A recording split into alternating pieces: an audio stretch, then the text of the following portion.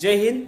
आज जब अर्जेंटीना की उपराष्ट्रपति क्रिस्टीन फर्नांडीज अपने समर्थकों से मिल रही थी, तभी अचानक से 35 साल का ब्राजीली व्यक्ति उनकी तरफ गन फायर करता है, लेकिन वह नाकाम रहता है क्योंकि ऐन वक्त पर उसकी गन जाम हो जाती है।